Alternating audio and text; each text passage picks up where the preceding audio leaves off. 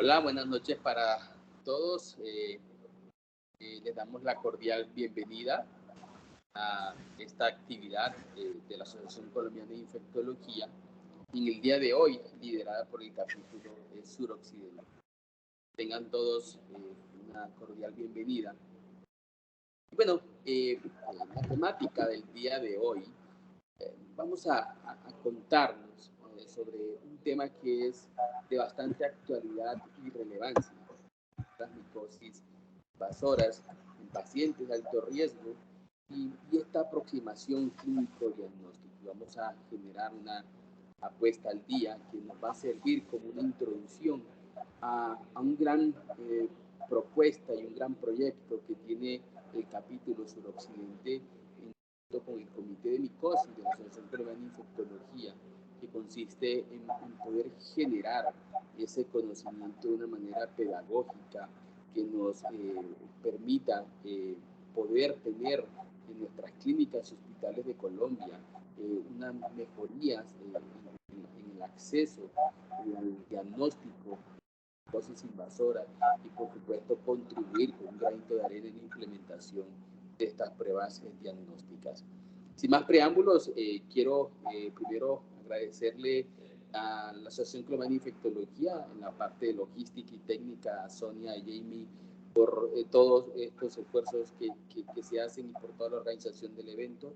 Y le voy a dar primero la bienvenida a la doctora Pilar Rivas, micóloga, quien me va a acompañar liderando esta mesa de diálogo en conjunto con nuestros invitados que luego presentaré. Buenas noches, Pilar, ¿cómo estás?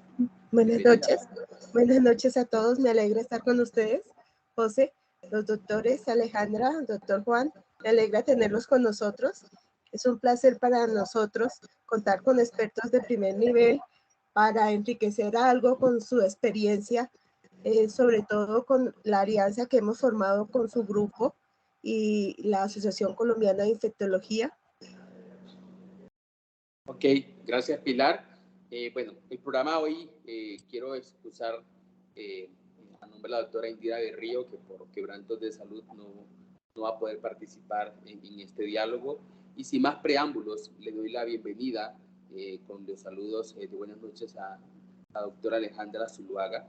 Alejandra es bacterióloga, especialista y magíster en microbiología clínica, integrante del grupo de micología médica y experimental y coordinadora de la IPS Diagnóstico de la Corporación para Investigaciones Biológicas. Alejandra, buenas noches, bienvenida. Y bueno, hola, buenas noches. Buenas noches a todos. Muchísimas gracias por esta invitación. Realmente pues para nosotros es muy grato poder venir a compartir este espacio con ustedes y un poquito de nuestro conocimiento. Permítanme, voy a compartir la pantalla. Bueno, Alejandra nos va a hablar del uso de biomarcadores fúngicos en la aproximación diagnóstica.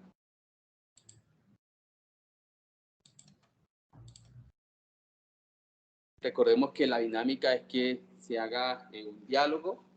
Pueden dejar las preguntas a través del chat que ustedes van a encontrar en su pantalla. Y bueno, esperamos luego poder compartir estas experiencias con Alejandra y con todo el grupo de la Corporación para Investigaciones Biológicas. Ahí se ve perfecta la pantalla, Alejandra. Buenas noches. Perfecto. Bienvenida. Súper bien, bueno, muchísimas gracias de nuevo, como les digo, muchísimas gracias por esta invitación. Como les cuenta el doctor Oñate, el día de hoy traigo el tema sobre el uso de biomarcadores fúngicos en la aproximación diagnóstica. Antes de comenzar, quiero declarar que no tengo ningún conflicto de interés para participar en esta charla. Y pues a modo de introducción, recordemos que estas pruebas de biomarcadores son técnicas de diagnóstico rápidas que están revolucionando el mundo del diagnóstico microbiológico y que en el caso de las infecciones fúngicas no son la excepción. La introducción de estos biomarcadores ha abierto enormes expectativas para un manejo de estas enfermedades y pues es muy importante que tengamos en cuenta que siempre deben estar enmarcadas en conjunto con otras pruebas diagnósticas para poder darle este valor en el momento en que estemos en presencia de evidencia de una infección fúngica. Recordemos que estas pruebas de inmunodiagnóstico se basan en pruebas de detección de anticuerpos y pruebas de detección de antígenos y metabolitos, que a lo largo de la historia hemos trabajado mucho con estas pruebas, y entre las más importantes que encontramos dentro de las pruebas de detección de anticuerpo son la prueba de inmunodifusión, fijación de complemento, de aglutinación con partículas de látex, dentro pues de las principales. Y en los métodos basados en detección de antígenos encontramos como pruebas de rutina, o que trabajamos más en los laboratorios, las pruebas de aglutinación con partículas de látex, las pruebas inmunocromatográficas, las pruebas de ELISA y los ensayos colorimétricos basados en simógenos de proteasas, acá hablando específicamente de la prueba del 1,3-beta-glucán. Como les digo, estas son pruebas que detectan antígenos de un agente infeccioso o los anticuerpos formados en el hospedero contra antígenos. Durante muchos años, en las décadas de los 60 y de los 70, y yo me atrevería pues a casi que decir que los 80 y 90, las pruebas de detección de anticuerpo fueron las pruebas que de alguna forma eran más usadas y también de las que teníamos mayor disponibilidad. Fueron muy usadas sobre todo en el diagnóstico de las micosis endémicas.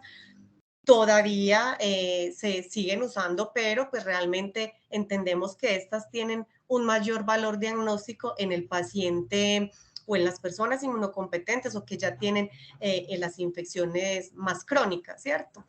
Pero en los últimos 20 años, las poblaciones de alto riesgo, como pacientes inmunosuprimidos debido a que tienen VIH o que son pacientes trasplantados, tienen malignidades hematológicas, todo este tipo de poblaciones han aumentado, y en este caso las pruebas de detección de antígenos son las que tienen mayor importancia en este tipo de pacientes. Entonces, teniendo en cuenta lo anterior y teniendo pues en cuenta el objetivo de nuestra charla el día de hoy, yo me voy a centrar a hablarles sobre las pruebas de detección de antígeno que en el paciente de alto riesgo tendrían un mayor valor diagnóstico. Entonces, como para comenzar, recordemos, y es muy importante tener en cuenta que las pruebas, según la EOR, las pruebas de inmunodiagnóstico por sí solas, la mayoría no me pueden como tal comprobar una enfermedad fúngica invasiva. La única prueba de detección de antígeno que me puede indicar de entrada que estamos en presencia de una enfermedad fúngica invasiva comprobada es el antígeno de criptococo.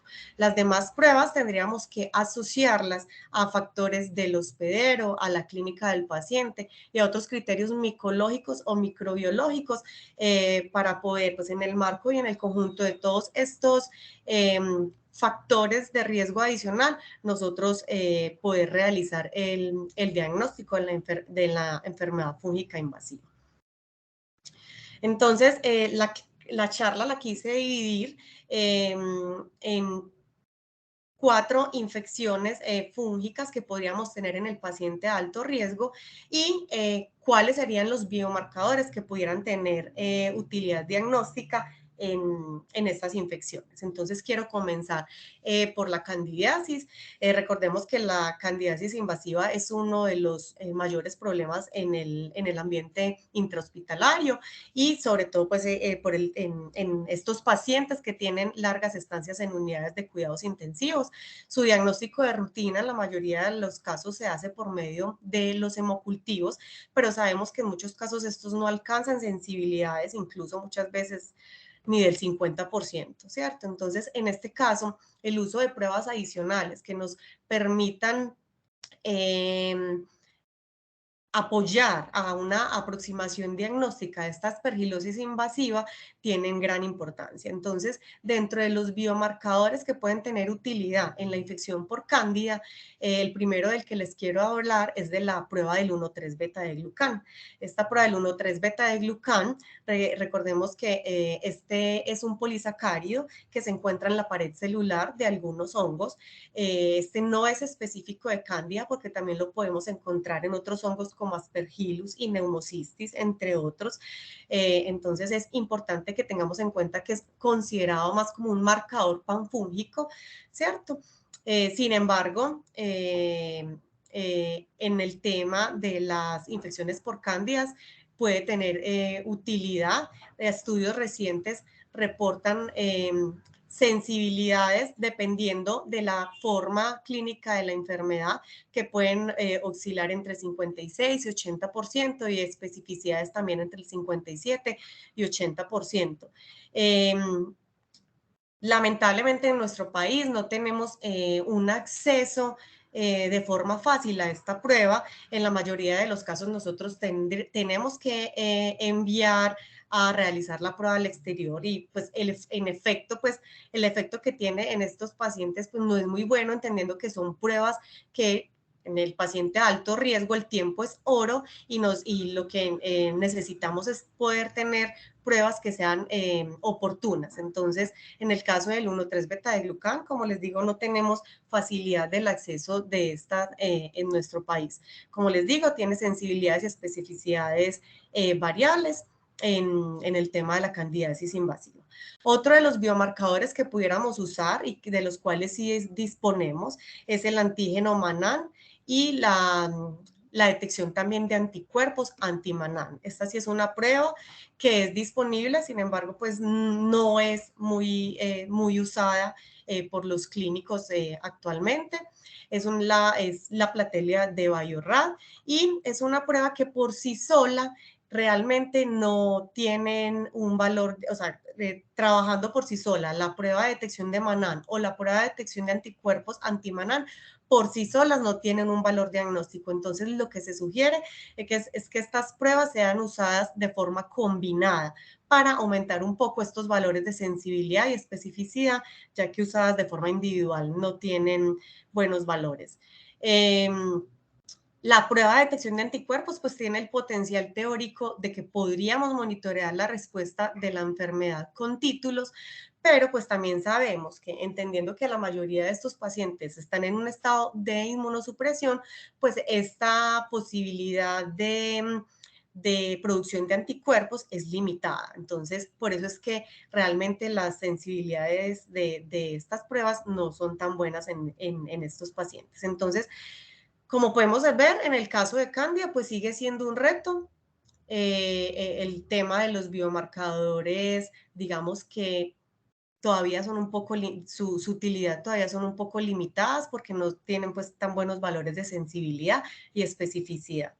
No quiero salirme del el ensayo del 1,3 beta de glucán, porque quiero de todas formas hablarles un poco de su interpretación.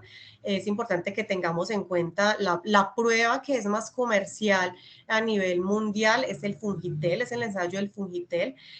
Con respecto a la interpretación de resultados, cuando obtenemos concentraciones por debajo a 60 picogramos por mililitros, es considerado que el resultado es negativo. Resultados entre 60 y 79 picogramos por mililitros son considerados no concluyentes y requieren de análisis adicionales para poder aumentar la sensibilidad de la prueba y su utilidad diagnóstica. Y los resultados positivos deberían considerarse aquellos que son iguales o superiores a 80 picogramos por mililitros. Obviamente, como les digo y como les dije iniciando la presentación, los resultados positivos siempre deberán usarse junto a otros hallazgos clínicos y microbiológicos para establecer el diagnóstico de la enfermedad. Y pues también recordemos que al ser un marcador panfúngico, pues también tendría utilidad en otros hongos.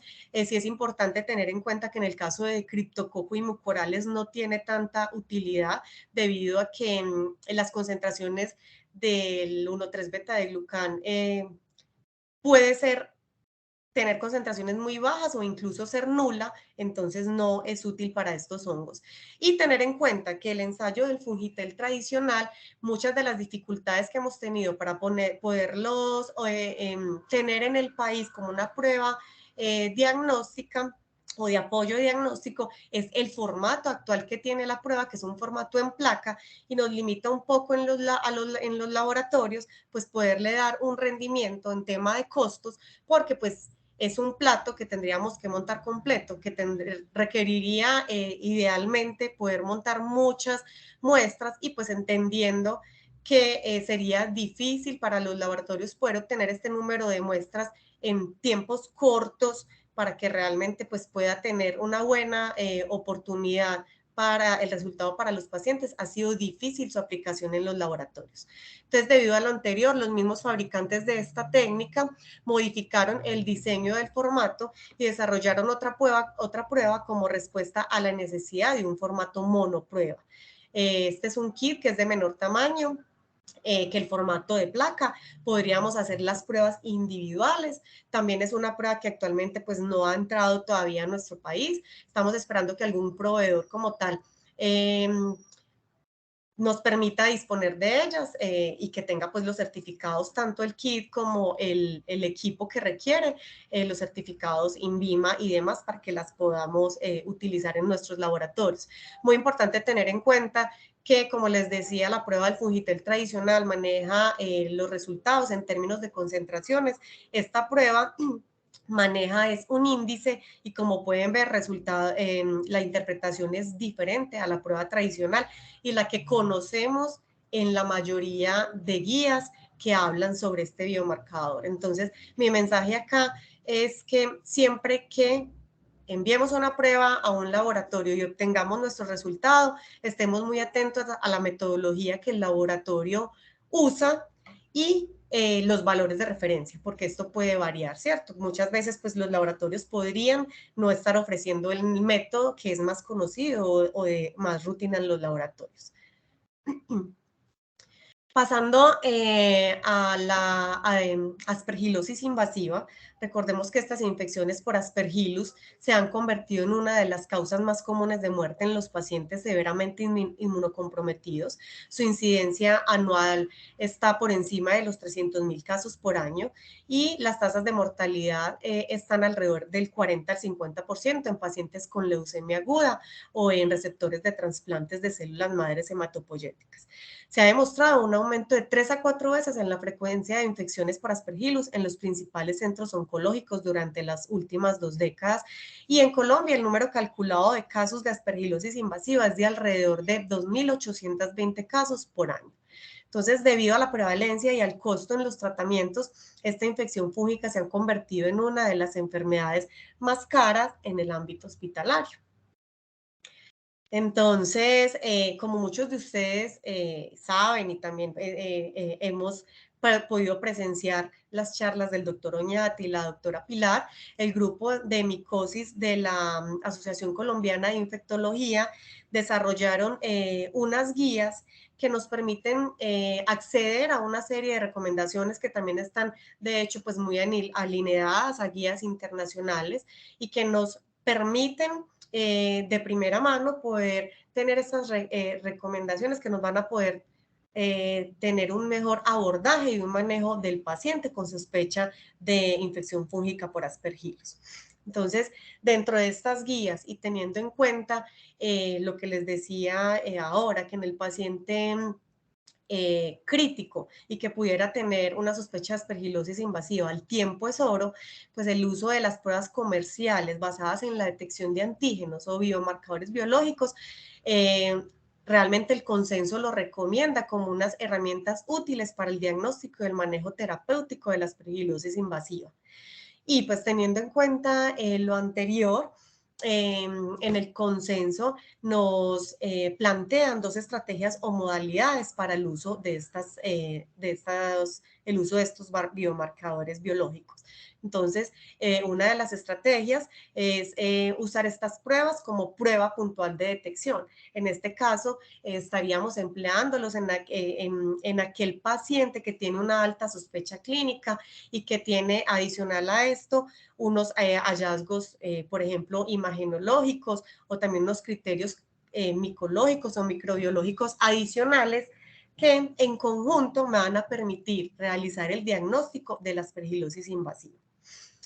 Y la otra estrategia, el otro manejo importante que se debe dar en la aplicación clínica es como pruebas de detección temprana, que van a estar enfocadas en toda esta población de alto riesgo, que realmente la conducta que nos sugieren seguir es utilizar estas pruebas como monitorización de esta población seleccionada, y aquellos pacientes que pueden tener un alto riesgo, monitorearlos entre 2 a 3 días por semana con estas pruebas de detección de antígeno, para poder, en este caso, en el caso de tener pruebas positivas, poderlas asociar con una aspergilosis invasiva probable, y en este caso, en estos pacientes donde el tiempo es tan importante, poder instaurar terapias anticipadas. Entonces, los biomarcadores biológicos que nos recomiendan en el consenso y que muchos conocemos, dentro del más importante está la detección del antígeno galactomanal. Esta es una prueba que tenemos en el país, tenemos disponibilidad de esta. La mayoría de los laboratorios disponemos de la prueba comercial Platelia de Aspergillus, que podemos entonces detectar este antígeno tanto en muestras de suero como lavado broncoalveolar. El fabricante realmente nos, dentro de las indicaciones de interpretación que nos da con esta prueba, es que debemos considerar pruebas que cuando tengamos con un índice mayor o igual a 0.5 son consideradas positivas. Sin embargo, el consenso, y como les digo, también muchas de las guías internacionales, la recomendación ya en la aplicación clínica con esta prueba, lo que nos indican es que muestras de suero con valores mayores o iguales a 0.5, que estén cerca de este punto de corte y que van a tener un mayor valor diagnóstico si tenemos al menos 2 muestras consecutivas positivas con estos valores. O en su defecto, muestras, pues sí, que sería lo ideal, que sean positivas con un índice mayor a 1. Esto realmente es lo que nos acercaría más a tener esa aproximación diagnóstica de un paciente con una aspergilosis invasiva. En las muestras de lavado broncoalveolar, aunque el fabricante también nos indica que a partir de 0.5 es considerado positivo, como les digo, en la práctica clínica ya hay una evidencia de que índices superiores a 1 van a estar más asociados a una infección por Aspergillus y no por una colonización, que es el problema que podemos tener en muchos casos con las muestras de lavado broncoalveolar. Con respecto al 1,3-beta de glucán, en el consenso nos sugieren que concentraciones por encima de 60 picogramos por mililitros son sugestivas de la infección fúngica invasiva por Aspergillus. Sin embargo, ya sabemos que concentraciones por encima de 80 pues se estarían acercando más a esta aproximación diagnóstica. Quería traerles acá porque me parece muy importante que, entendiendo que la platelia es la prueba comercial de la que más se dispone, es muy importante que tengamos en cuenta que esta prueba tiene altas reacciones cruzadas con otras micosis. Acá, pues, como pueden ver, tengo diferentes estudios, incluso, por ejemplo, tiene reacciones cruzadas con otras micosis endémicas. En el caso de Fusarium, en los pacientes hematológicos, hay diferentes estudios que han demostrado alta reacción cruzada, y también casos de histoplasma capsulatum en los pacientes con VIH. Entonces, muy importante, y parte pues de lo que me parece acá importante es enfatizar de que, como ya dijimos, son pruebas que deben evaluarse en conjunto con otras pruebas diagnósticas. En este caso, las pruebas tradicionales siguen teniendo importancia, muchas veces para poder confirmar como tal el agente etiológico, y pues también en tener en cuenta que tenemos que cuando tenemos todos esta posibilidad de reacciones cruzadas, pues también la clínica del paciente va a ser bastante importante para poder analizar bien cuando tengamos unas pruebas positivas con estos biomarcadores biológicos. No quiero pasar a la otra infección fúngica sin hablar de las pruebas de lateral flow. Son pruebas que en el caso para aspergilosis invasiva también ya han llegado a nuestro país. Ya podemos disponer de estas. Ya hay algunos laboratorios que están en procesos de validación. Estas pruebas de lateral flow, recordemos que son unos métodos inmunocromatográficos que nos permiten la detección cualitativa, en este caso del antígeno galactomannan de Aspergillus, en muestras también de suero y lavado broncoalveolar. Ahora hay una ventaja y es que algunos laboratorios disponen de la lectura en un cubo lector que pues adicional a la detección me va a permitir poder dar resultados cuantitativos, ¿cierto? Vamos a poder disponer de resultados cuantitativos. En este caso se manejan los mismos puntos de corte de la platelia de Aspergillus, entonces cuando tenemos resultados por encima de 0.5 van a considerarse positivos y por debajo de 0.5 negativos. Acá también se manejan por medio de un índice los resultados de la prueba. ¿Qué ventajas tiene? Que obviamente aparte que vamos a obtener resultados cuantitativos, pues deja de ser dependiente del operador y nos aumenta la sensibilidad de la prueba. Este cuadrito se los quiero traer porque en el caso de la aspergilosis invasiva ya hay muchas pruebas comerciales que incluso tienen certificación IVD y Comunidad Europea, son pruebas que ya están disponibles, la mayoría pues de forma internacional, pero hay ya muchas pruebas de estas que sé y tenemos pues conocimiento que están poco a poco entrando al país. Entonces el mensaje que quiero darles acá era lo que les decía ahora, dependiendo de la prueba podemos tener puntos de corte diferentes y es importante que esto lo tengamos en cuenta, sobre todo porque la mayoría de guías se enfocan en los puntos de corte pues de la prueba que trabajamos más de rutina en los laboratorios, que tenemos más disponibilidad en el medio, pero sí me parece importante que tengamos muy en cuenta el tema de siempre verificar muy bien cuál es el método que el laboratorio al que mandé mi prueba está realizando y cuáles son los valores de referencia para cada una de estas pruebas. Es algo pues que al momento de obtener estos resultados me parece muy importante que tengan en cuenta. Ya pasando un poco a dos infecciones que son más del paciente inmunosuprimido, pero por infección con VIH. Entonces, en este caso, quiero hablar del antígeno de criptococo. Desde el año 2018, en las guías de la Organización Mundial de la Salud, estas recomiendan la detección de este antígeno en personas con VIH y realmente lo recomiendan como la mejor estrategia, el método preferido para hacer el diagnóstico en personas con infección avanzada por esta enfermedad. Como les decía al principio, en el caso de este antígeno, cuando tenemos un resultado positivo, en este caso sí nos va a estar indicando que hay una enfermedad fúngica invasiva comprobada. Y quiero hacer mucho énfasis de acá y es porque nosotros en el medio vemos que hay en la mayoría de los casos y de los laboratorios una ausencia de la titulación. Y realmente en el caso de criptococo, la titulación de este antígeno es muy importante, sobre todo porque tiene mucha utilidad en el pronóstico, porque títulos altos pueden estar asociados con el desarrollo de meningitis. Entonces, acá es muy importante y tener en cuenta que sobre todo en aquellos pacientes asintomáticos, pero que tenemos detección con antígeno de criptococo positiva, la titulación es muy importante porque en el caso del lateral flow, títulos mayores de 1 a 160 o en la prueba de aglutinación de partículas de látex, títulos mayores o iguales a 1 en 640 están asociados con el desarrollo de meningitis. Entonces es muy importante tenerlo en cuenta, sobre todo en el marco del paciente que es asintomático.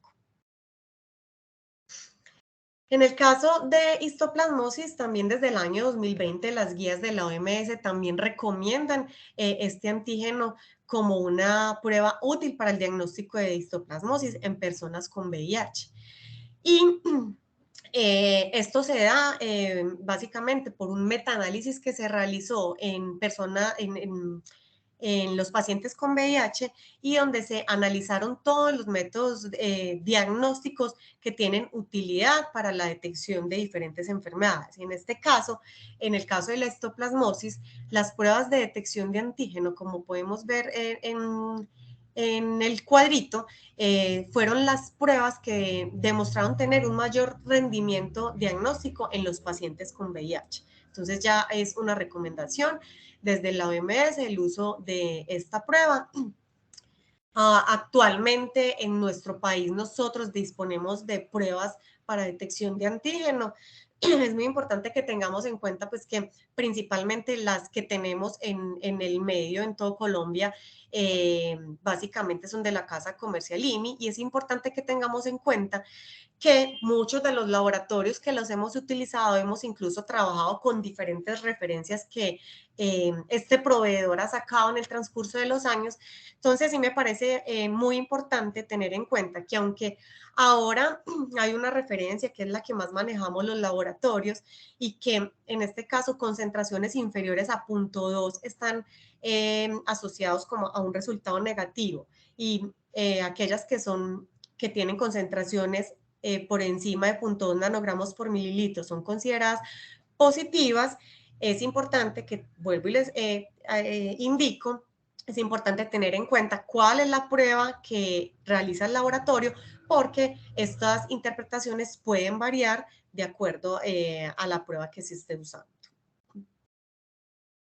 También pues quería contarles que en el caso de histoplasmosis, ya también a nivel internacional, la disponibilidad de un test en Estados Unidos. Es una prueba también de flujo lateral del laboratorio Miravista Diagnostic. Es una prueba que realmente ha tenido excelente concordancia con las pruebas de ELISA. Esta utiliza un anticuerpo policlonal también contra el antígeno, pues el antígeno Galactomannan de Aspergillus. Y pues lo que esperamos es que a corto plazo nosotros podamos disponer de estas pruebas en nuestro país. Sabemos que son pruebas que en este formato monoprueba nos permiten tener una mayor oportunidad, que es lo que necesitamos en estos pacientes en estado crítico. La Casa Comercial IMI también está en desarrollo de una prueba igual. Pues lo que esperamos es que a corto plazo las podamos tener disponibles en nuestro país, y pasaríamos de hacer una prueba de ELISA que se demora de 3 a 4 horas y que no la podemos hacer todos los días en nuestros laboratorios, a pruebas de lateral flow que se pueden reducir a 30 a 40 minutos. Acá traigo pues como unas ventajas y limitaciones globales para estas pruebas de biomarcadores. Como ventajas pues está el tiempo de respuesta, que puede ser más rápido si comparamos con las pruebas tradicionales. Podemos hacer uso de muestras menos invasivas en algunos casos, ¿cierto? A veces se puede dificultar en ciertos pacientes, por ejemplo, tomar una muestra de un lavado broncoalveolar o de un líquido cefalorraquídeo en el caso de criptococo. Nos pueden reducir la necesidad de manipular hongos potencialmente infecciosos en los laboratorios. El monitoreo en serie puede ser utilizado para el diagnóstico precoz y para monitorear la respuesta al tratamiento. Algunas pruebas no lo permiten. Y pues dentro de las limitaciones que podrían tener es, como les conté, sobre la potencial reactividad cruzada que puede haber entre otros hongos estrechamente relacionados. Esto muy sobre todo en el caso de la Platelia de Aspergillus. La falta de aislamiento de los cultivos, que en el caso de que pudiéramos requerir pruebas de sensibilidad, pues es absolutamente necesario poder tener los aislamientos. El rendimiento del antígeno, que puede variar dependiendo de la muestra y del estado de la enfermedad. Es muy importante tener en cuenta que siempre deben anteceder una terapia antifúngica. Cuando ya el paciente se comienza un tratamiento con un antimicótico, es claro que en la mayoría de las pruebas de antígeno los niveles comienzan a descender, entonces pudiéramos tener resultados falsos negativos. Y en el caso de la prueba del 1,3-beta-glucan, su naturaleza panfúngica, pues que nos permite que sea específico. Y pues para los laboratorios que desarrollan la prueba también hay que ser extremadamente cuidadosos, porque pues a veces puede haber material dentro de los laboratorios que pudiera tener glucanos. Entonces hay que ser muy exigentes en el tema del procesamiento de esta prueba. Como conclusiones finales, entonces los biomarcadores inmunológicos pueden superar la sensibilidad limitada de las técnicas tradicionales y nos permiten un diagnóstico precoz respecto a los cultivos, lo que favorece la instauración del tratamiento antifúngico anticipado. El inmunodiagnóstico nos evita la necesidad de muestreos invasivos, lo que hablábamos, pues, si es una limitante en algunos pacientes que pueden estar en un estado muy delicado. Los dispositivos de flujo lateral son plataformas prometedoras para la aproximación diagnóstica y esto es como lo que esperamos que en algún momento la mayoría vayan migrando a este tipo de plataformas. Tener muy en cuenta que cuando tenemos una prueba de detección de antígenos positiva, pues la mayoría de las veces nos está indicando una enfermedad activa. Y pues el mensaje final es que ninguna herramienta diagnóstica es 100% confiable. Para aumentar el rango de detección se debe clasificar el paciente de alto riesgo para luego determinar la herramienta o las herramientas que pudieran ser útiles para el diagnóstico. Acá simplemente para demostrarles que, pues aunque en el campo de la micología los desarrollos a veces no son tan rápidos, hemos avanzado y hemos pasado de pruebas en que nos demoramos incluso pues 2 días, 48 horas para realizar o que necesitan incubaciones para poder obtener una lectura, a pruebas de LISA en las que nos demoramos de 3 a 6 horas y terminar en pruebas de flujo lateral o de aglutinación en partículas de látex en las que nos podemos estar demorando entre 10 a 30 minutos para obtener un resultado. Finalizar diciendo que es de suma importancia para tener un diagnóstico preciso el compendio de todos estos factores, los factores del hospedero, la epidemiología, la clínica del paciente. Esto, teniendo en cuenta estos factores, pues nos va a permitir elegir la mejor prueba que pueda tener el mejor rendimiento diagnóstico. Y para mí, pues que siempre he sido enfática, la comunicación del clínico con el laboratorio me parece vital porque esto puede favorecer a que podamos tener diagnósticos más precisos y oportunos y que en el paciente de alto riesgo pues tiene bastante importancia por lo que les decía, el tiempo es oro en este tipo de pacientes. Nuevamente les agradezco mucho por la invitación y muchas gracias.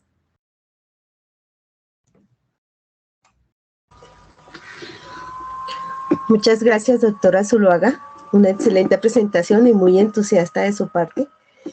Les recordamos al público que nos acompaña ir consignando sus preguntas en el chat para la última sección de preguntas. Obviamente hay muchas preguntas con respecto a biomarcadores, ya que tenemos uno de los expertos nacionales en el uso, manejo e interpretación de biomarcadores. Ahora, continuando con el programa, le doy la bienvenida al doctor Juan David Zapata.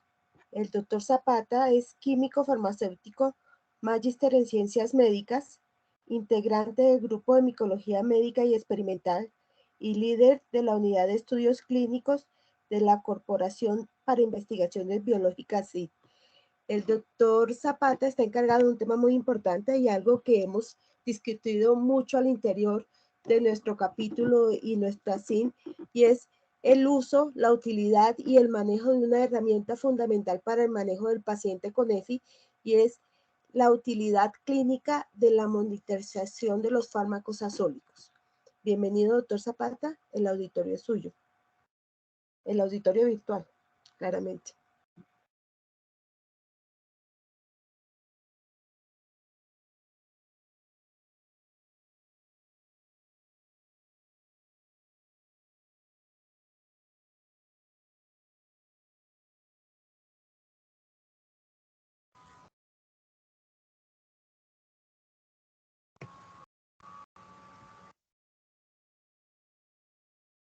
Doctor Zapata, su altavoz, por favor. Perdón. Muchas gracias, doctora Pilar. Un saludo a todos los participantes en el webinar. Como lo mencionaba la doctora Pilar, mi nombre es Juan David Zapata y vengo a hablarles acerca de la utilidad del monitoreo, de la monitorización terapéutica de fármacos azoles en la práctica clínica. Para esta charla, pues no declaro tener ningún conflicto de interés en general, y quiero iniciar básicamente con unas definiciones que vienen dadas por la Asociación de Monitoreo Terapéutico y Toxicología Clínica, que digamos que una entidad pionera en todo el tema de monitoreo terapéutico y que es, pues, digamos, que una de las que más seguimos para todo este tema. En en cuanto a la monitorización terapéutica de medicamentos. Ellos definen el monitoreo terapéutico de fármacos como una herramienta con demostrada efectividad para mejorar los resultados clínicos de los pacientes, minimizando la toxicidad y maximizando la efectividad del tratamiento. Entonces, básicamente lo que ellos plantean es que todas estas herramientas que nos permitan evaluar una respuesta terapéutica en un paciente, o sea, evaluar la relación entre la dosis, tiempo y el efecto, puede ser considerada como una herramienta de monitoreo terapéutico de medicamentos. Entre ellas, la medición de niveles de medicamentos digamos que por cromatografía líquida, que es la técnica que actualmente se considera la gold estándar, o pruebas microbiológicas, como es el caso del bioensayo. Entonces, en cuanto a la respuesta terapéutica, básicamente pues es esa respuesta que se da en función al tiempo y al efecto, y que podría ser subterapéutica, terapéutica o tóxica, según el rango de concentración que se establece en el momento de la monitorización. En cuanto a la eficacia, la consideran como la capacidad de producir un efecto para el cual el medicamento está diseñado y testeado. Y en cuanto a la seguridad, sería todo este tipo o probabilidad de producir un efecto adverso, entre ellos puede ser muerte, discapacidad y malestar.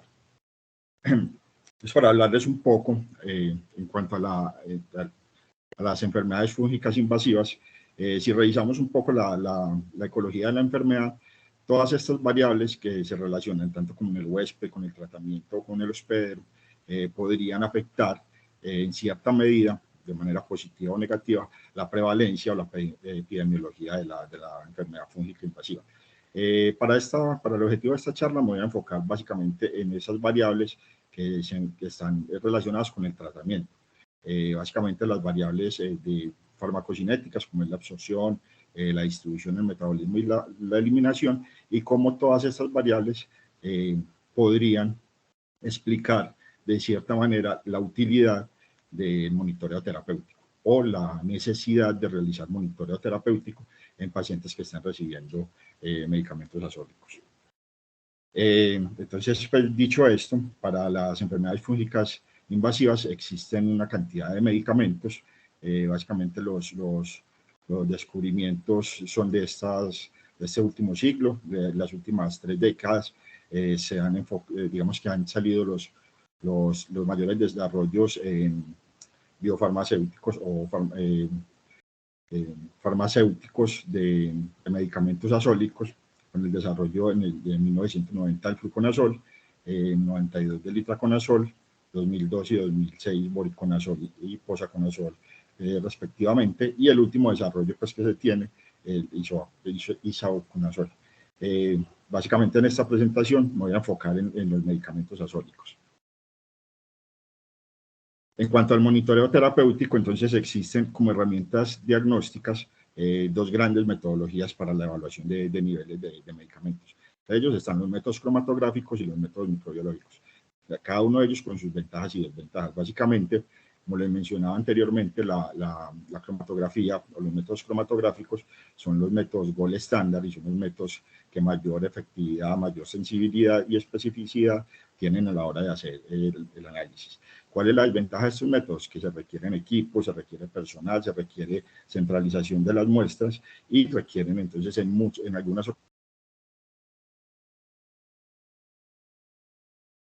para la entrega de unos resultados. En cuanto a los métodos microbiológicos, pues como ya sabemos, pues en el caso de evaluación de bioensayos en hongos, muchas veces los tiempos de cultivo de estos microorganismos requieren varios días o semanas, entonces da un poco de lentitud en la entrega de un diagnóstico clínico o de un resultado clínico a un paciente. Y en cuanto a las desventajas, son menos sensibles, tienen resultados confusos porque lo que evalúan es la actividad que tiene el medicamento frente a un microorganismo. Digamos que en pacientes con terapia combinada no se da pues, como un resultado muy cualitativo o muy específico de cuál es la concentración que se está determinando. Y finalmente, pues los métodos microbiológicos requieren una validación, que esa validación se realiza por el método gold estándar, que serían los métodos cromatográficos. Entonces, cuando Pues, entonces ahí entramos en la pregunta de cuándo se deberían determinar los niveles sanguíneos de los antifúngicos. Para esto, pues la mejor explicación desde el tema farmacológico es ver cuál es la efectividad que nosotros buscamos en un medicamento. Para considerar un medicamento, digamos, efectivo en el tratamiento, se deben considerar varios aspectos. Que sea el medicamento adecuado para el paciente adecuado, a las dosis y frecuencias adecuadas, y que sea el tiempo de exposición adecuado, que no sea un tiempo de exposición prolongado, que no vayan a tener tiempos de hospitalización los pacientes muy prolongados, que no estén, pues, digamos que no hayan muchos costos en el tratamiento de cada uno de sus pacientes. Esto finalmente se traduce en una herramienta para personalizar el tratamiento de cada uno de los pacientes. Al yo monitorizar a un paciente, yo tengo las capacidades o las herramientas para determinar cuál es la dosis que requiere ese paciente, la frecuencia y el medicamento específico en cada uno de sus estadios. Entonces, en la literatura existen varias recomendaciones o varios lineamientos que nos pueden indicar qué medicamentos y en qué momento se requiere hacer monitoreo terapéutico para estos medicamentos. Una de las principales razones para monitorizar un medicamento es que este medicamento que cumpla con un margen estrecho de dosis-respuesta o dosis-toxicidad. ¿Esto qué significa? Que con cambios pequeños en las dosis administradas al paciente se traduzcan en cambios abruptos en las concentraciones plasmáticas del medicamento. ¿Cuál podría ser el problema de estos cambios abruptos? Podríamos estar llevando a un paciente con concentraciones subterapéuticas directamente a un paciente con concentraciones tóxicas y estar generando, digamos, que un daño mayor en estos pacientes. Otra de las recomendaciones o indicaciones para hacer monitoreo terapéutico es en el caso que se tenga alguna sospecha de interacción farmacológica del medicamento con, digamos, que otros tratamientos concomitantes. En el caso de cambios de dosificación o vías de administración, por ejemplo, es el caso cuando cambiamos de un tratamiento intravenoso a un tratamiento oral o viceversa, se debería iniciar un monitoreo terapéutico. En aquellas poblaciones con características especiales, pues tenemos todos estos pacientes que tienen algunas características metabólicas, digamos, diferentes, problemas renales, problemas hepáticos. A todas estas poblaciones se les debería monitorizar los medicamentos. En el caso, otra de las grandes recomendaciones que hay en la literatura es en el caso de que un paciente tenga un fallo terapéutico o un pronóstico desfavorable en la enfermedad, o sea, que el medicamento no le esté siendo efectivo para su tratamiento. En aquellos pacientes con infecciones en sitios de baja biodisponibilidad y finalmente cuando requerimos evaluar adherencia al tratamiento. Entonces, dicho esto, introduciendo un poco cuál es, digamos, el momento en el que se debe iniciar el monitoreo terapéutico a los pacientes, vamos a empezar a hablar de cada uno de los medicamentos azólicos y sus características farmacocinéticas para, digamos, que finalmente concluir si son medicamentos aptos para realizar monitoreo terapéutico. En cuanto al voriconazol, la farmacocinética, o lo que nos dice, digamos, que la literatura es que es un medicamento de farmacocinética no lineal. En experiencias que hemos tenido y en revisiones que hemos realizado, vemos que cualquier cambio en la dosis del voriconazol produce, digamos, que unas alteraciones erráticas en las concentraciones plasmáticas del paciente. Cambios insignificantes generan concentraciones muy, muy elevadas. Es un medicamento de buena absorción oral, con un volumen de distribución, digamos que relativamente adecuado, con una unión a proteínas de un 58% y que tiene una capacidad de llegar al líquido cefalorraquídeo de hasta un 50% de la concentración plasmática. En cuanto al metabolismo, la vía de metabolismo del voriconazol se da por vía hepática, básicamente con el complejo CYP, con todas estas enzimas que les muestro, las 450, 2C19, entre otras, y esto es lo que explica todas las interacciones medicamentosas que podría tener el voriconazol, lo que aparte de la farmacocinética, que es una farmacocinética no lineal, y el metabolismo, el metabolismo hepático todas esas interacciones lo hacen candidato a ser monitoreado terapéuticamente.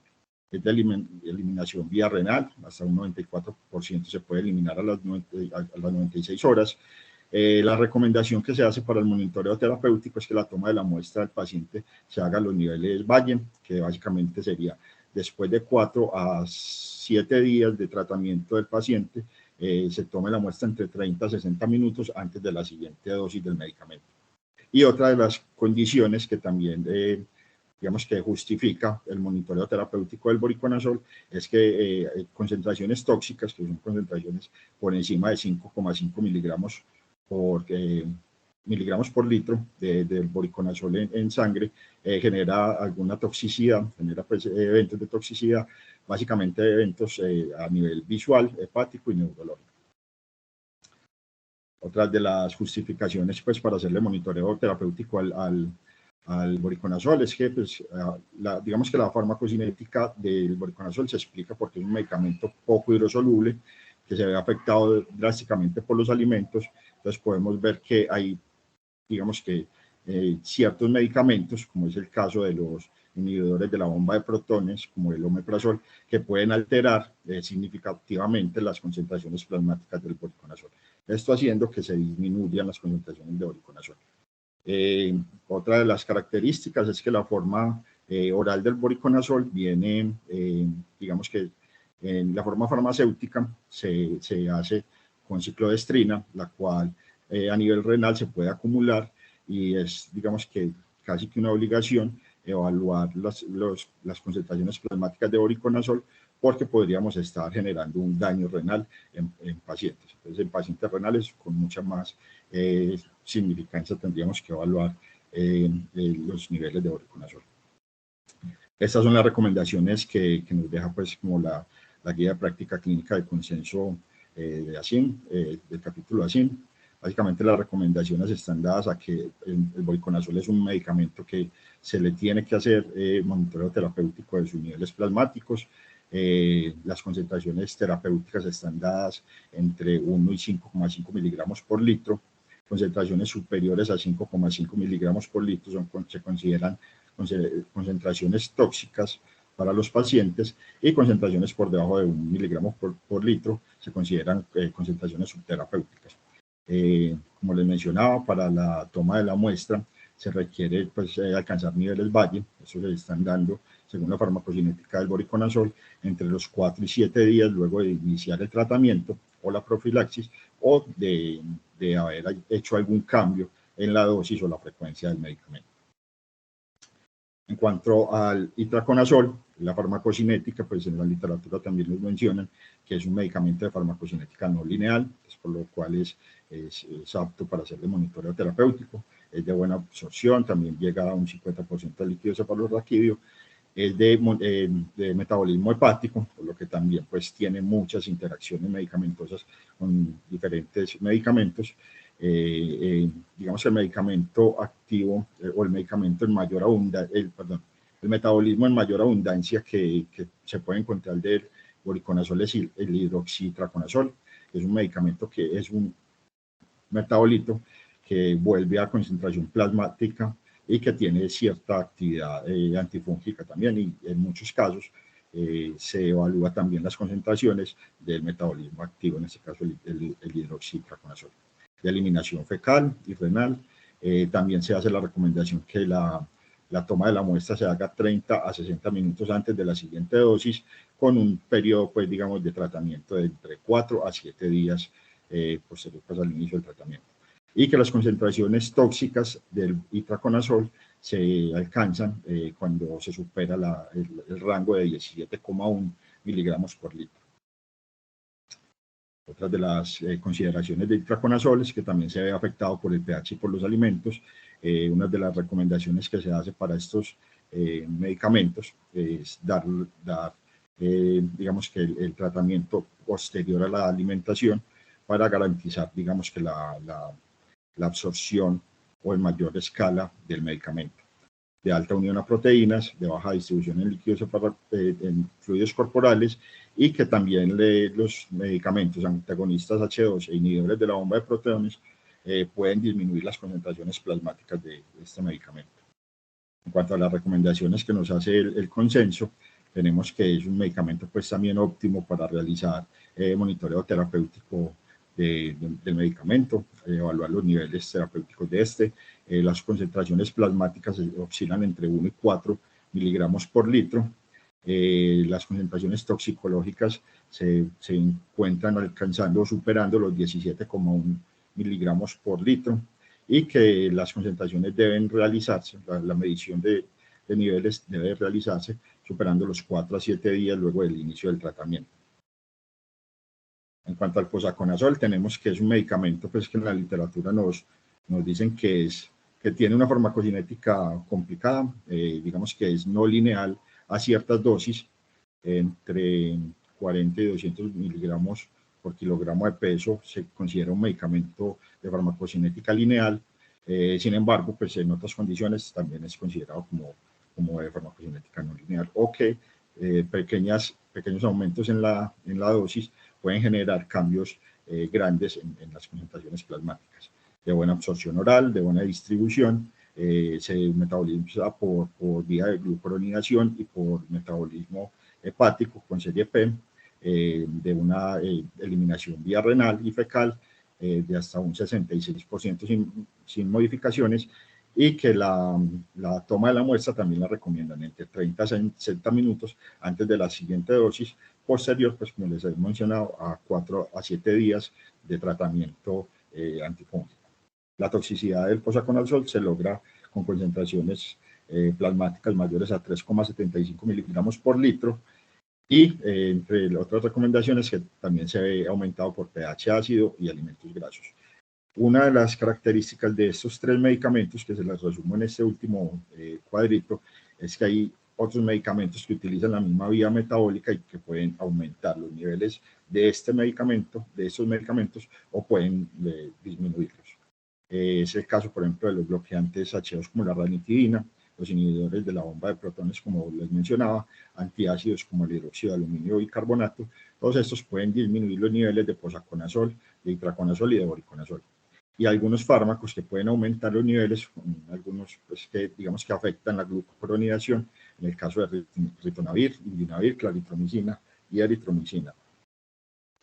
Finalmente, las recomendaciones del consenso que nos hace es que el posaconazol también es un medicamento al que se le debe hacer monitoreo terapéutico. Las concentraciones plasmáticas oscilan entre 1, las concentraciones terapéuticas oscilan entre 1 y 3,75 miligramos por litro, concentraciones superiores a 3,75 que consideran tóxicas o empiezan a generarse manifestaciones toxicológicas en los pacientes, y concentraciones por debajo de 1 se consideran subterapéuticas. También pues digamos que la toma de la muestra debe ser luego de haber iniciado la terapia, 4 a 7 días de haber iniciado la terapia. En cuanto al isavuconazol, tenemos que es un medicamento, digamos, poco estudiado, es uno de los últimos desarrollos.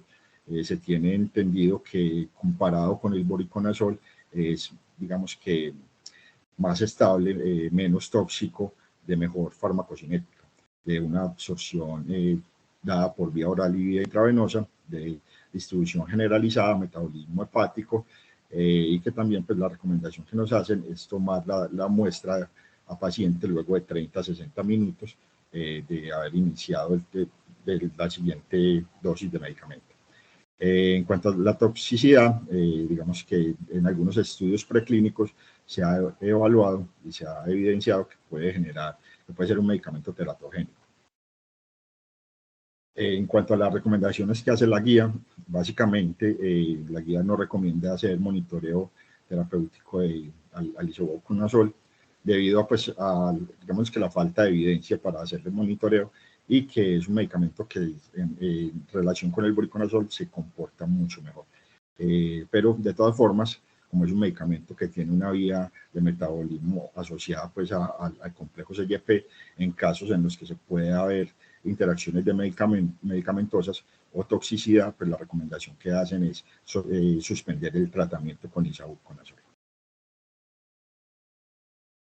Finalmente, el último fármaco que les quería mostrar es el fluconazol. El fluconazol es un medicamento de farmacocinética considerada lineal, de un farmacocinético que es muy bien tolerado por los pacientes, de una absorción oral relativamente buena, de alta difusión a los tejidos corporales. Vemos que las concentraciones plasmáticas del voriconazol no afectan significativamente la toxicidad en los pacientes. Pueden ser pacientes con concentraciones muy elevadas y no van a presentar digamos, manifestaciones toxicológicas. Se metaboliza por vía hepática y se elimina por filtración glomerular. Entonces, finalmente, pues como punto de buena práctica, según las recomendaciones que he venido dando, con una alta calidad en la evidencia, el monitoreo es una necesidad pues para los antifúngicos. Básicamente, el posaconazol, el itraconazol y el voriconazol son los medicamentos a los que se les debería realizar monitoreo terapéutico, dado que la farmacocinética nos indica que son candidatos para evaluar tanto las interacciones, para disminuir las interacciones, para disminuir la toxicidad que puede estar presentando los medicamentos, y porque tienen una farmacocinética tan variable que la mejor forma de garantizar la efectividad del tratamiento en estos pacientes es el monitoreo terapéutico. En el caso de estos medicamentos, el voriconazol, posaconazol e itraconazol, se deben medir entre los niveles, se debe hacer el monitoreo terapéutico entre 4 a 7 días luego de iniciar el tratamiento o el cambio de la dosis. Y la toma de la muestra debe hacer entre 30 a 60 minutos antes de la siguiente dosis. Les quiero dejar esta tablita también con los rangos profilácticos, terapéuticos y toxicológicos de cada uno de los medicamentos y el tiempo de la toma de muestra. Entonces, para el posaconazol, como les mencionaba, el rango terapéutico oscila entre 1 y 5,5, itraconazol entre 1 y 4, posaconazol son concentraciones entre 1 y 3,75, y para el caso de isavuconazol y fluconazol todavía estamos, pues, digamos que evaluando, porque no hay un consenso real de cuáles serían las concentraciones adecuadas o concentraciones terapéuticas de estos medicamentos. Finalmente, como conclusiones del monitoreo terapéutico, básicamente lo que se busca con este tipo de herramientas, como les mencionaba, es maximizar la eficacia del tratamiento y evitar la toxicidad. O sea, garantizar la eficacia del tratamiento y disminuir eventos toxicológicos en los pacientes. Por otro lado, nos ayuda a identificar el fracaso terapéutico o el incumplimiento de las dosis subterapéuticas, facilitar el ajuste de las dosis, facilitar el efecto terapéutico del antifúngico al alcanzar las concentraciones necesarias y finalmente evaluar la adherencia o identificar el abuso de drogas. Estas son las referencias, pues, que se utilizaron para hacer la presentación. Básicamente, pues, todo lo que las recomendaciones que hacía el consenso y toda la parte farmacológica que fue tomada de las bases farmacológicas de la terapéutica de Goodman y German. Esta es, pues, como tal la aproximación que se quería hacer hacia el monitoreo terapéutico de medicamentos de pacientes que están recibiendo, pues, tratamiento azólico. Espero, pues, que les haya quedado claro, y muchísimas gracias. Muchas gracias, Juan David. Bueno, mil gracias por estas presentaciones, tanto de Juan como Alejandra, y les agradecemos a ellos el tiempo, la paciencia y bueno, sobre todo la pedagogía para explicarnos todos estos detalles. Hay una pregunta de Lula, de Luz Helena Cano, a quien le envío un fuerte abrazo y un gran saludo. Alejandra, nos contaste de biomarcadores, pero Lula pregunta, ¿qué sabemos de biomarcadores en mucormicosis? Avances, tenemos algunas noticias para tener disponibilidad, ojalá en el corto plazo, de biomarcadores en mucor. Bueno, como les decía, en el caso del 1,3 beta de glucana, a pesar de que es un marcador panfúngico, pues en este tipo de infecciones pues no tiene utilidad porque las concentraciones realmente son muy bajas o podrían estar nulas, ¿cierto? De forma comercial no hay en la actualidad ningún biomarcador que sea útil para la infección por mucormicosis, pero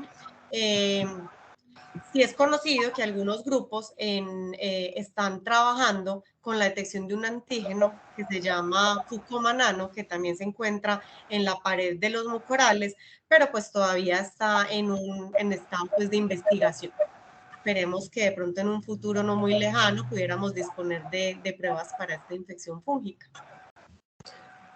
Muy bien, yo tengo aquí una pregunta muy específica para el doctor Juan David. Dice así, se la leo textualmente. Una pregunta muy complicada realmente. ¿La monitorización terapéutica de medicamentos pudiera considerarse como una herramienta de ayuda para prevenir el incremento de mutaciones relacionadas con la resistencia a los antifúngicos? Que la hizo, la sabía. ¿Qué piensa, doctor? Bueno, a ver, digamos que definitivamente el monitoreo terapéutico es una herramienta para garantizar que el paciente esté recibiendo digamos que el tratamiento adecuado, que tenga la exposición adecuada en el tiempo adecuado. Digamos que al hacer monitoreo nosotros estamos garantizando que el paciente no tenga largos periodos de exposición a un tratamiento antifúngico, que en otras palabras es lo que va a hacer que el microorganismo empiece a generar eventos de mutación. Al estar expuesto durante largos periodos o al estar subexpuesto durante largos periodos, el microorganismo de una u otra forma va a empezar a defenderse contra el tratamiento antifúngico y va a generar pues como todos estos eventos o mutaciones asociadas a la resistencia.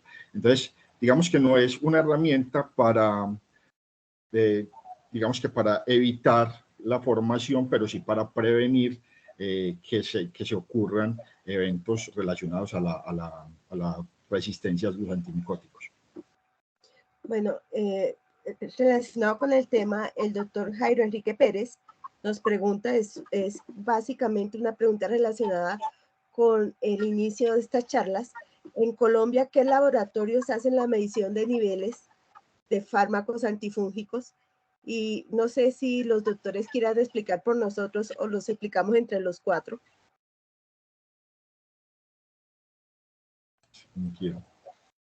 Juan. Bueno, digamos que básicamente ese es el trabajo que hemos ido desarrollando los últimos años en la Corporación para Investigaciones Biológicas, hacer la estandarización, validación de todas estas pruebas. Los últimos 2 o 3 años ya tenemos pues, la prueba comercial, ya, sacamos el portafolio, ya estamos prestando el servicio de monitoreo terapéutico de medicamentos, pero en este caso, digamos que básicamente solamente se han validado la metodología para voriconazol, itraconazol e hidroxiitraconazol, fluconazol y posaconazol.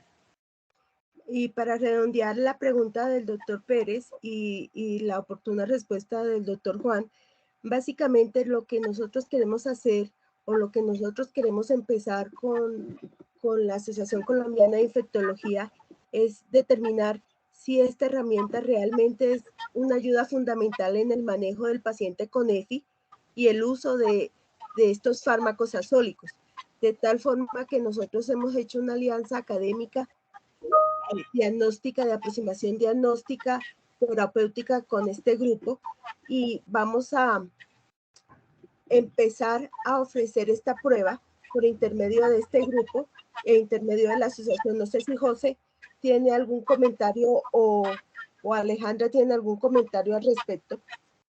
No, de pronto adicionar que también tendremos pues por medio de la alianza la posibilidad de evaluar también biomarcadores, de los cuales pues podemos tener disponibilidad y la idea con la alianza es de alguna forma como facilitar el acceso a estas pruebas. Listo. No estoy de acuerdo y pues hacer solamente énfasis en la gran importancia que tiene esta monitoría de los niveles de los antifúngicos que muy bien explicó Juan para poder alcanzar ese blanco terapéutico y poder controlar la infección fúngica, que sabemos que en la mayoría de las personas tienen unos factores de riesgo con compromiso en el estado inmunológico, donde se hace mandatorio y casi que obligatorio mantener adecuados niveles terapéuticos de estos medicamentos.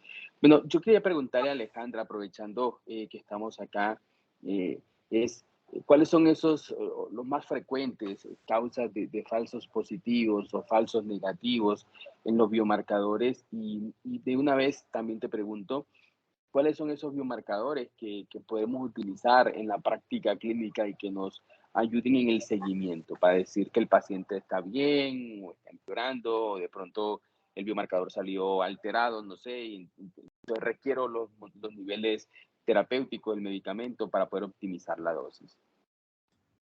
Sí, con respecto a los falsos positivos, en el caso de la Platelia aspergillus, una de las situaciones que se han presentado con mayor frecuencia es los pacientes que están tratados con piperacilina tazobactam, ¿cierto?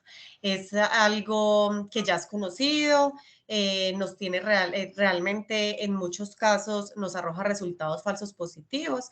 Y pues diferentes estudios han demostrado que muchas veces esto depende o de algunos lotes de los medicamentos o incluso que pueden estar asociados a algunos fabricantes o algunas marcas, ¿cierto? Sin embargo, de este test de la Platelia de Aspergillus, nosotros digamos que en el transcurso desde que salió el kit y en la historia pues de lo que hemos trabajado con el kit se han manejado dos referencias diferentes y ya digamos que la referencia actual ha tratado de minimizar un poco esa interacción con la piperacilina tazobactam. Sin embargo, lo que se sugiere y lo que se indica es no retirarle al paciente el tratamiento, sino tratar de estarlo monitoreando y hacerle un seguimiento precisamente con el antígeno galactomannan, que es pues, la prueba que disponemos en el país, tratar de hacer un seguimiento, asociarlo mucho pues, a los hallazgos clínicos, pero no retirar el medicamento al paciente, ¿cierto? Otra de las reacciones falsas positivas que podemos tener con la Platelia es a veces en los pacientes pediátricos, la ingesta de cereales o de lácteos, que también pueden tener galactomannan estos alimentos y nos podrían dar resultados falsos positivos. Con respecto, por ejemplo, a la prueba del 1,3 beta de glucán, también pudiera estar asociado a pacientes que están con hemodiálisis o que les están de pronto aplicando ciertos hemoderivados como albúmina sérica o algunas inmunoglobulinas. Esto también puede ser causas de resultados falsos positivos o pacientes post cirugía que tuvieron de pronto mucho contacto con gasas o algunas esponjas en el momento de la cirugía. También es conveniente esperar unos 3 o 4 días para que estos niveles de glucano que pueden estar en estos depósitos, pues bajen, ¿cierto? Y que no nos puedan dar resultados falsos positivos.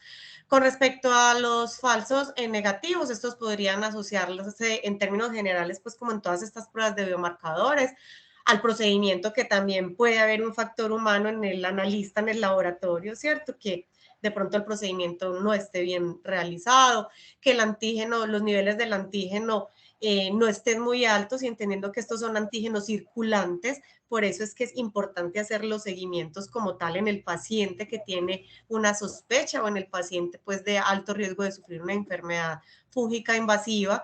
En el caso de criptococo, a veces hay cepas que son de pronto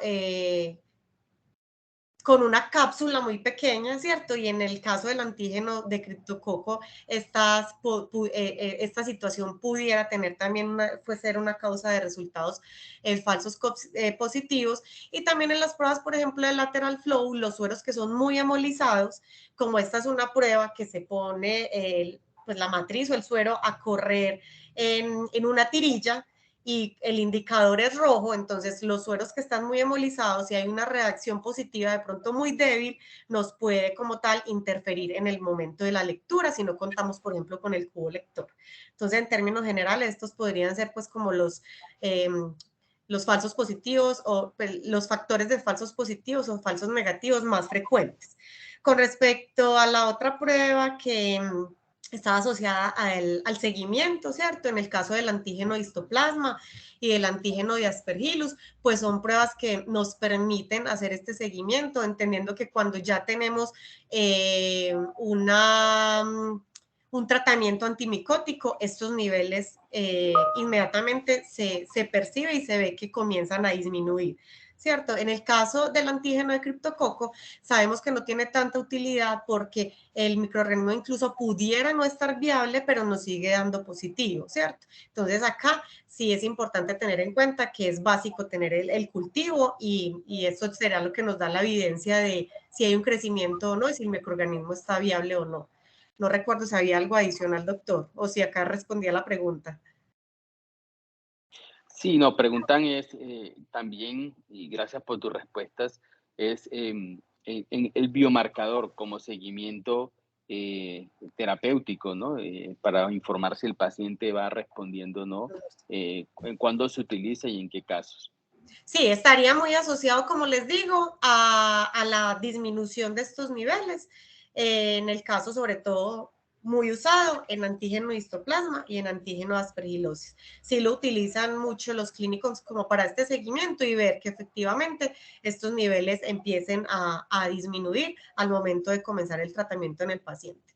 En el caso de cripto, como les digo, no sería tan útil porque no está tan asociado a un seguimiento porque el criptococo puede no estar viable el microorganismo, pero pues seguir dándonos positivos el biomarcador. Bueno, nosotros Súper, tenemos una gracias, pregunta. Alejandra. Gracias, doctora Alejandra.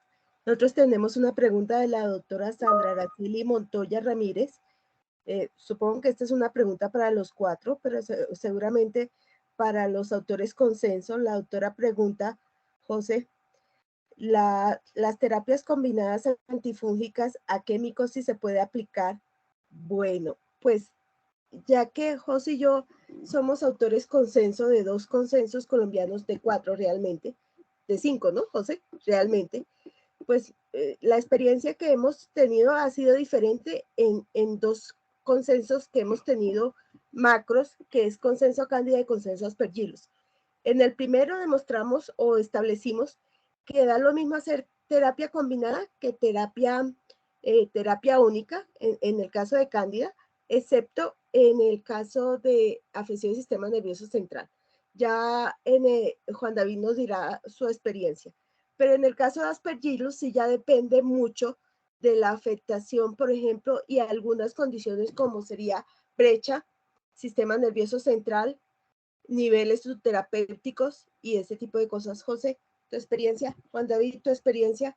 Aleja, tu No, experiencia. sí, mil gracias por la pregunta, pero como decía Pili, en infecciones por cándida, cuando hay compromiso del sistema nervioso central, siempre las guías, incluyendo la nuestra, recomendamos el uso ideal, ojalá de Anfo-B liposomal con flucitocina.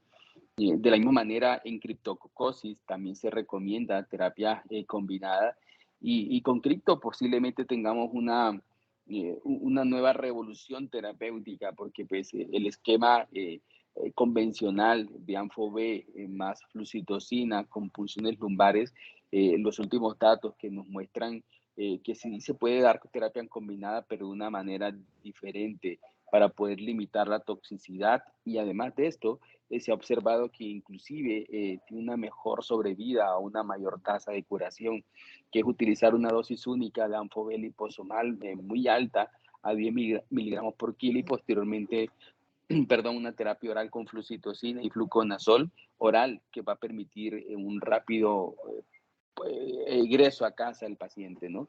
Eso es en terapia combinada. En Mucor, la terapia combinada es un buen cirujano, y lo vamos a necesitar para que nos ayude con el control infeccioso.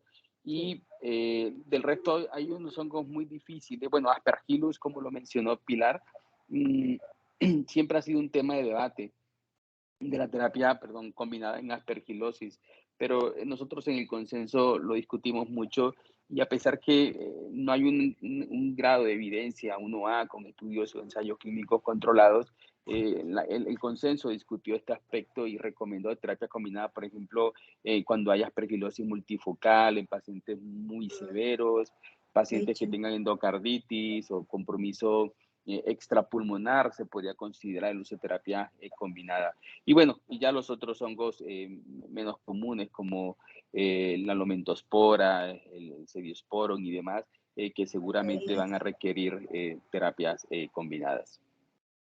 No sé si Juan David o Alejandra tengan algún comentario. No, yo creo que No, el doctor... ustedes son los expertos en este tema. Bueno, la doctora Patricia Araujo, Paraguay, pregunta, buenas noches, ¿cuáles serían las condiciones preanalíticas para la prueba de galactomanano? ¿El paciente debe estar en ayunas? Sí, realmente para estas pruebas de detección de antígeno, en teoría son pruebas que no requieren un ayuno. Sin embargo, por ejemplo, para lo que les contaba, ¿cierto? Sabemos que la ingesta de algunos alimentos pudiera tener ciertas interferencias en resultados falsos positivos, ¿cierto? Entonces, pues yo como clínica me preferiría curarme en salud y tomarlas en ayunas, pero realmente no es una condición para hacer este tipo de pruebas. El ayuno no es una condición.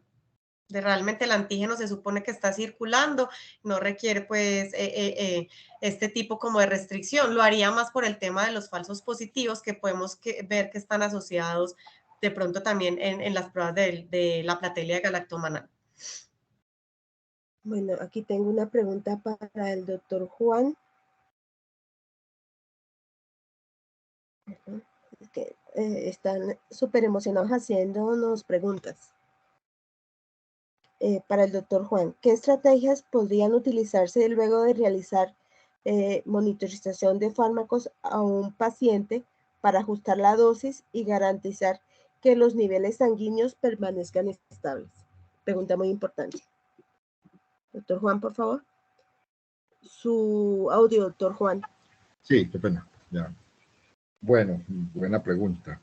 Sí, no, todo dependería de la clínica de cada paciente y de qué medicamentos esté usando concomitantemente con su tratamiento, pues, digamos, azólico.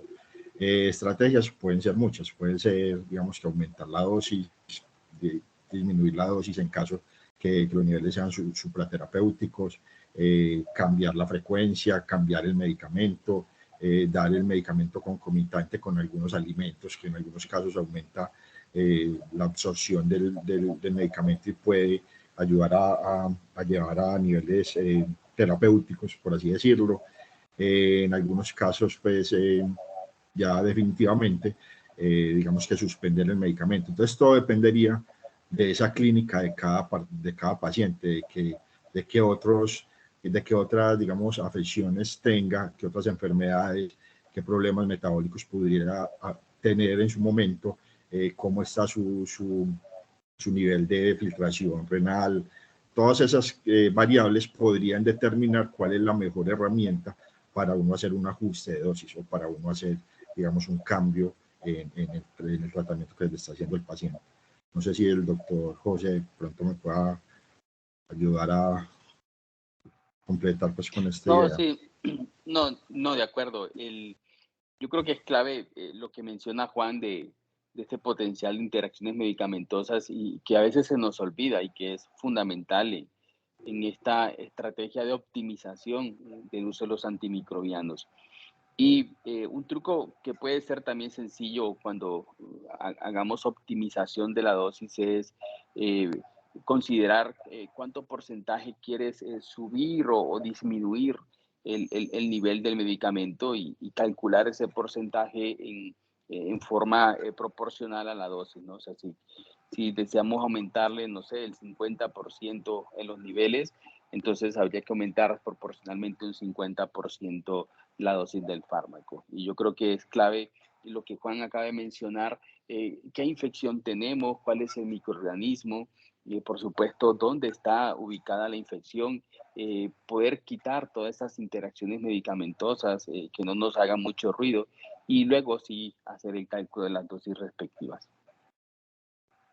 Bueno, la doctora Patricia Araujo, Paraguay, creo que hace una pregunta para los autores consenso, José. A ver, los expertos si nos ayudan. Dice, en pacientes oncohematológicos, ¿Cuál sería el protocolo para realizar la prueba de galactomanano? Luego de la quimioterapia y cuando presente síntomas de infección. Bueno, ¿empiezo yo, José, o empiezas tú? Aquí depende. No, Empecé primero la sí, dama. empecé yo siempre hablando de primeras. Aquí depende, ¿sí? Porque como protocolo, un paciente con quimio, ¿sí? Se debe protocolizar el uso de un biomarcador de este tipo, ¿sí? Debería protocolizarse. En eso Aleja me tiene que corregir y debe estar de acuerdo conmigo, ¿sí? Y en este caso, la prueba se utiliza de dos formas, como detección y como diagnóstico, es decir, de forma secuencial lo utilizaríamos aquí, es decir, hacer un seguimiento secuencial por lo menos 3 veces a la semana, ¿sí? Mirando si hay niveles elevados como para decir, ¿sí? De tal forma que ante síntomas de infección, el único síntoma de infección es que si se eleva por encima del punto de corte del índice de densidad óptica, pues realmente eso es lo que nos dice que la probabilidad real de que el paciente esté cursando con una aspergilosis invasora está ahí, ¿sí? Que es suficiente dato o suficiente evidencia, eso lo discutimos también en el consenso, para iniciarle tratamiento farmacológico casi dirigido, ¿cierto? En este caso sería anticipado, pero para nosotros es casi dirigido, ¿cierto, José? En ese caso no tenemos ningún cuestionamiento los tres, ¿cierto? Ahora. De acuerdo. Falta, es decir, que si el paciente está en quimio, pero tiene profilaxis inicial, es diferente. Porque si el paciente está quimiotratado con profilaxis primaria, estos fármacos, y lo dijo la doctora Aleja de cariño para nosotros, lo dijo en su charla.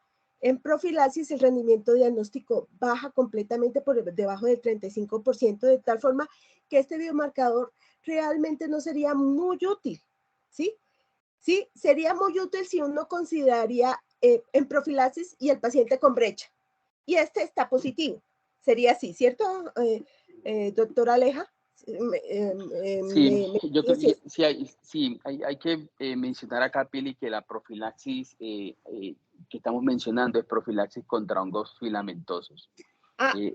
Cuando en ese contexto de profilaxis contra hongos filamentosos disminuye la sensibilidad, pero ahí viene y vamos integrando en la conversación a Juan, ¿no? Porque Juan lo mencionó también. Los pacientes que están en profilaxis también requieren monitoría de los niveles terapéuticos de estos medicamentos profilácticos, bien sea posaconazol o voriconazol, que es lo que más se utiliza. Y esta monitoría es necesario llevarla para poder alcanzar ese nivel de profilaxis del medicamento, que en el caso de POSA, tú me corriges, Juan, creo que son mayores o cercanos a 700 o 500, es que no recuerdo bien si es 500 o 700, y si está por debajo de ese valor, podemos tener la aparición de lo que llamamos de microsis de brecha. Sí, doctor, 700 picogramos. Entonces, perfecto, gracias. Así entonces, es que lo manejo.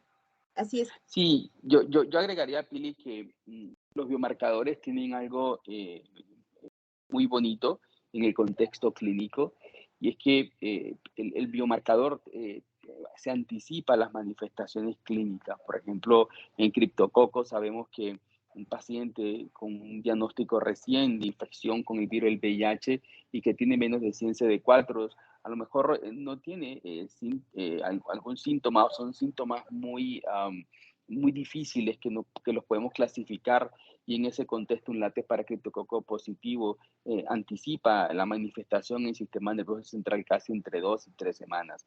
De igual manera, el beta de glucano, cuando hacemos la monitoría en cándida, por supuesto el galactomanano, antes que aparezca la fiebre y que aparezca todos estos infiltrados pulmonares que son característicos, se comienza fisiológicamente a elevar el galactomanano, y también se ha visto en histoplasmosis. Yo creo que la clave es hacer, en el caso de Aspergillus, el galactomanano en estas quimios de inducción cuando el paciente se encuentre en la fase neutropénica por debajo de 500 células.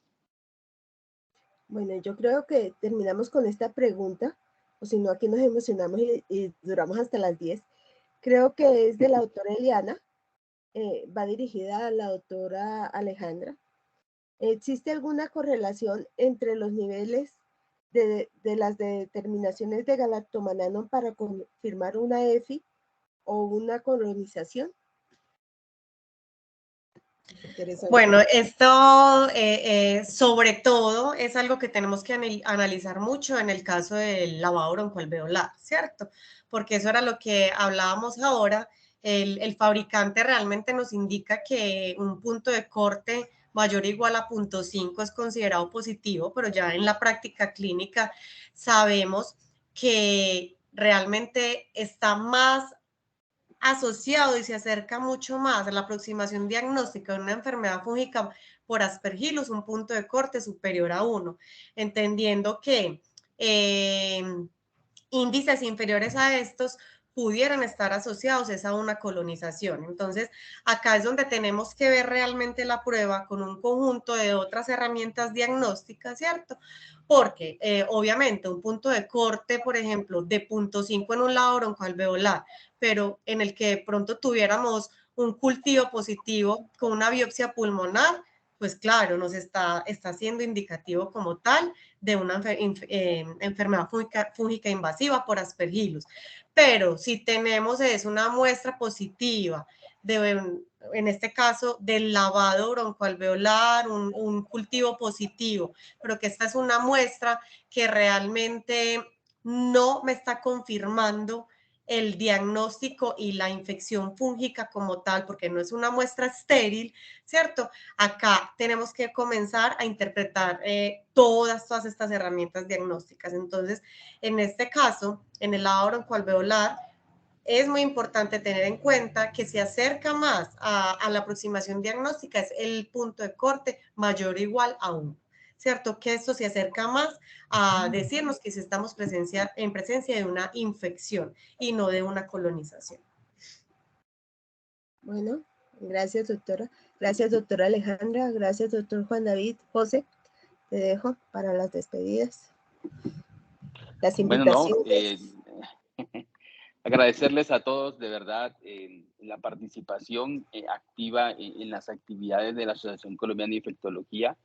Para el capítulo suroccidente fue un verdadero honor y placer poder liderar esta reunión esta noche con dos invitados de lujo, Alejandra y Juan David, a quien les damos nuevamente las gracias por enseñarnos acerca de estas herramientas que tenemos disponibles en Colombia y que necesitamos generar que nuestras instituciones de salud puedan tener acceso a estos métodos diagnósticos que se puedan implementar en nuestros equipos clínicos, en nuestros equipos hospitalarios, para poder mejorar el diagnóstico, por supuesto, y poder tener una mejor utilización de las herramientas terapéuticas. No olvidemos que la Asociación Colombiana de Infectología, el capítulo suroccidente y el Comité de Micosis, estamos trabajando para poder generar un programa de que sea de acceso.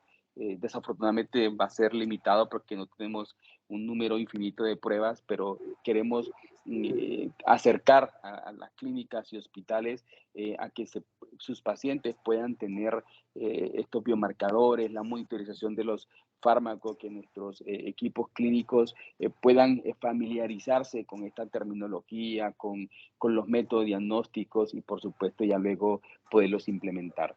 Así que bueno, de nuevo mil gracias a todos. Gracias Sonia, gracias Jamie por todo el apoyo logístico y hasta la próxima. Mil gracias. Buenas Hasta luego, noches. muchísimas gracias. Chao, chao. Hasta luego. Buenas noches, que estén muy bien. Hasta Dale, luego. chao Sonia. Bye, bye. Chao. Muchas gracias, que descansen. Hasta luego.